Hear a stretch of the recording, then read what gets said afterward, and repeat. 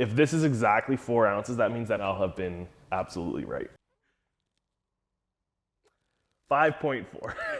What is going on, everybody? Tim here from the Lancaster Smokehouse, and today we are gonna make some really awesome homemade burgers for Father's Day. Shout out to the Kitchener Humane Society. We're doing this video in partnership with them for a Father's Day gift basket. I'm gonna show you how to make the most simple but delicious burgers for your dad that he is gonna go crazy for, and you're gonna have to spend not a lot of time in the kitchen cooking. So let's get to it.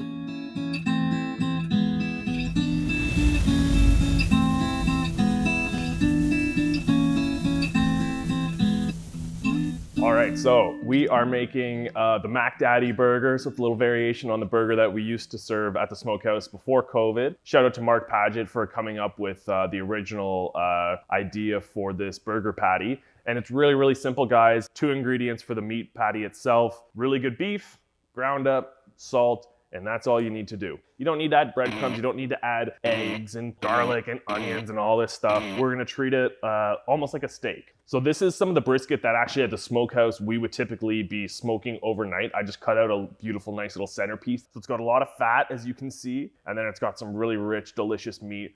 I'm gonna show you guys how to cut it up and grind it appropriately. That said, if you wanna make this even easier for yourself, buy some really good ground beef, go to a butcher, see if they'll grind up some brisket for you. I recommend 4-quarter in town, Brady's Butcher Shop, and Charles Quality Meats. They all have really fantastic products. So I just want to show you kind of where the start of the burgers come from, but by all means, you don't need to do that.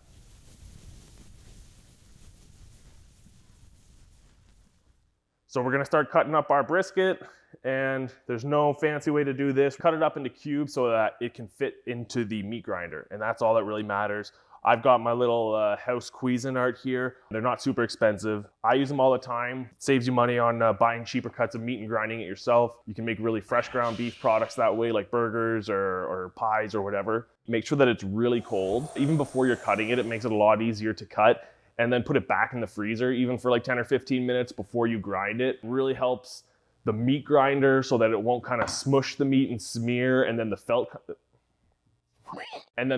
kind of melts.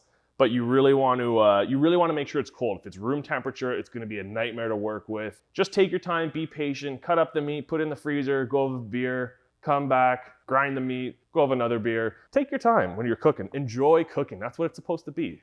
So I've got all my beautiful brisket cut up here. Like I said, we want it to be really cold, so we're just going to pop this in the freezer for a few minutes. And in the meantime, while we're waiting for it to cool down, we are going to make our amazing MacDaddy sauce. We just got some regular mayonnaise. I'm gonna do 2 big tablespoons of that. Then we've got some sweet relish. We'll do 1 of those. Some yellow mustard. We'll do 1 of those. Ketchup. 1 of those. And then we're just gonna season it up. So we've got our smoked paprika. I'm just gonna put a little pinch of that. We got some celery salt. We're gonna use some kosher salt too. So go pretty lightly on that one. Oh, a little bit of onion powder. You can just do a pinch of these all. You don't really need to measure anything. Another pinch of granulated garlic. And then, you know what, we'll hold off on the salt. We'll mix it up, taste it, and then see if we need to add salt or not. Look at that. It looks pretty familiar, doesn't it, Johnny? You've seen that before? Always taste as you're cooking. I'm just cooking for myself and John, and he's fine, so I can dip my finger in it. Oh, yeah. Go on and take a dip. Good, so you can balance it if you want a little bit more. I'm gonna add a little bit more relish, then I'm gonna add a pinch of salt. The relish is really sweet, so that's kind of like your sugar component, so it's really gonna sweeten it up. And I think we're gonna be pretty close. There's a familiar flavor that I'm looking for. Oh yeah. Oh yeah, that's pretty good. Super simple, and now you don't have to worry about having all the ketchup and mustard and relish and all this kind of stuff out on the table.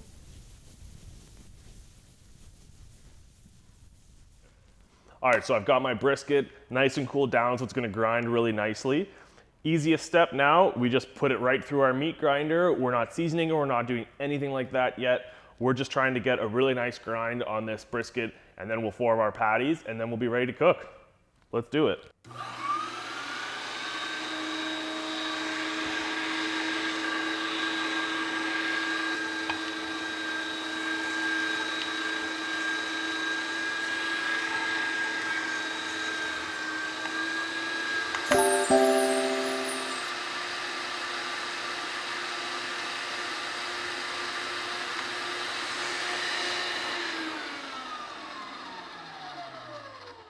All right, so there we go. We got our beautifully ground brisket, and you can see there's individual little pieces of fat in there, so it didn't smush and it didn't melt, which could make a really bad burger. These are going to be delicious. And like I said, if you don't have a meat grinder, don't let this step stop you from making these burgers. Just go out and buy some really nicely ground beef.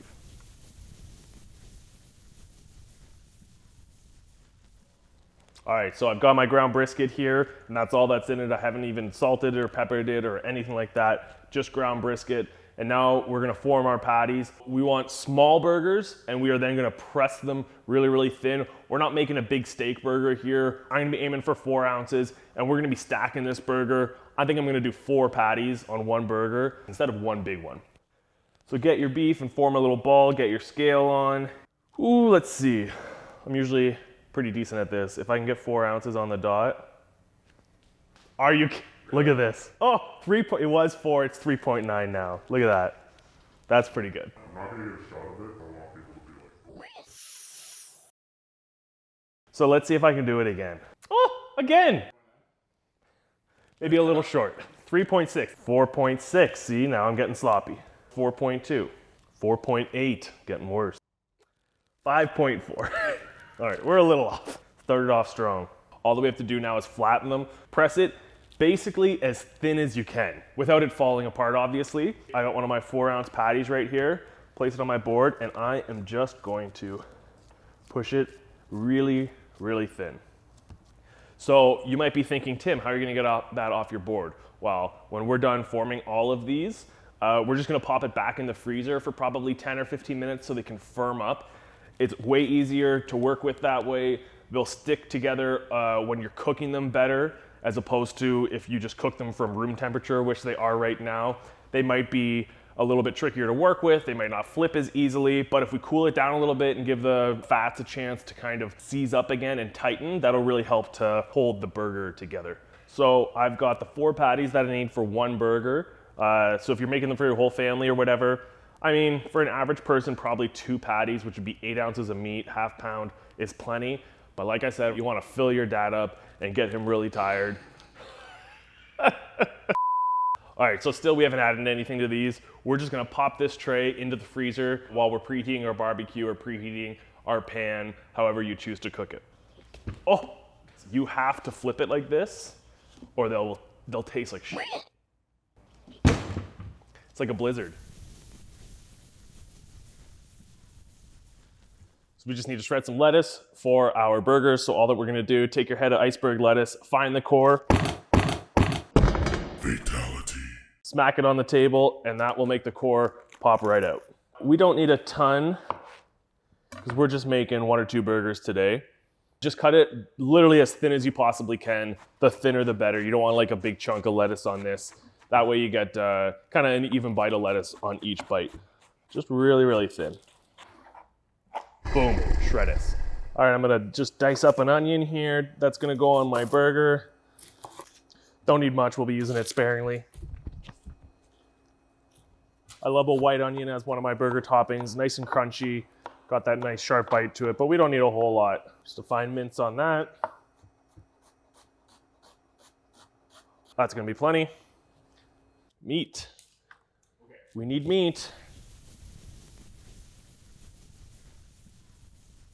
It's time to cook our burgers. So I've got my pan on like a high heat, preheated for a few minutes. I got a pretty small little pan, so I'm gonna have to cook a burger at a time, but that is no problem. It's just gonna give the others some time to rest. All that we gotta do, take some kosher salt, just kind of seasoning it like you would a steak. You don't need to add anything else. Little bit of oil, just a little bit. There's a lot of fat in the burger, so you don't have to add too much. It's a little hot. Can you just like hold it? Under the fire smoke alarm, right there. It's probably gonna happen. Ah! All right, so we got a really hot pan. Let's get our burger in there.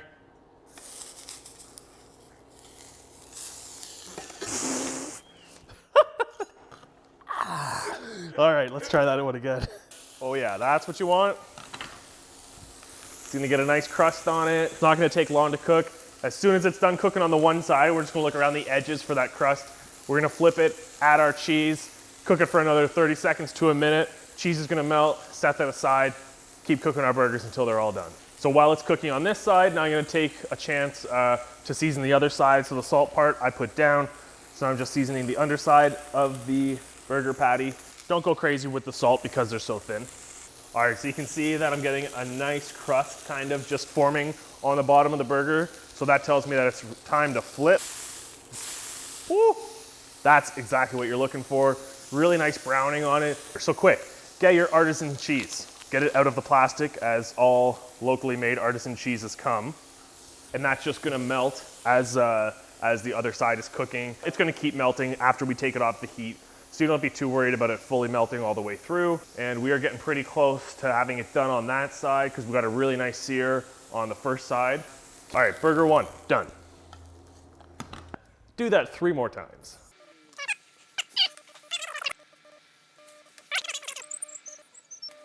So I've got my burgers cooked. I've got my hot pan. I'm just gonna use the residual heat. I'm gonna add a little bit of butter to the pan, toast my buns, and then we're ready to assemble. Butter the buns if you want, oil them, toast them in the toaster. Don't toast them at all, up to you. And after that, we're just pulling out our nice toasty golden brown buns. Now it's time we've all been waiting for. We're gonna assemble our MacDaddy burger.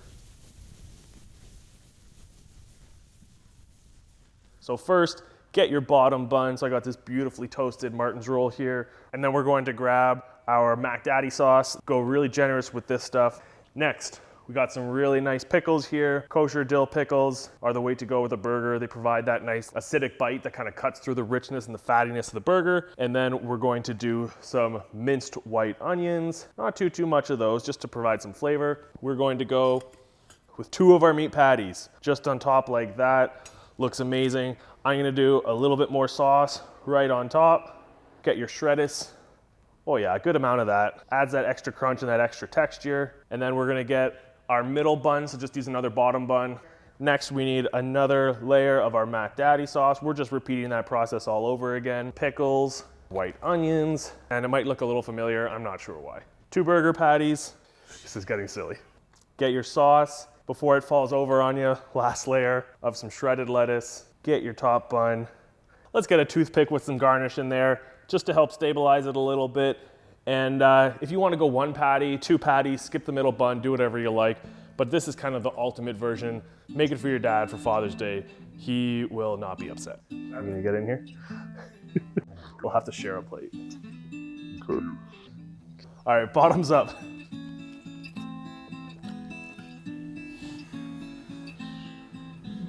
What? Pretty good. And there you have it, our MacDaddy burger. Assemble these burgers for your dad yourself. That's how he'll know that you really love him. Happy Father's Day, all you dads and fur dads out there.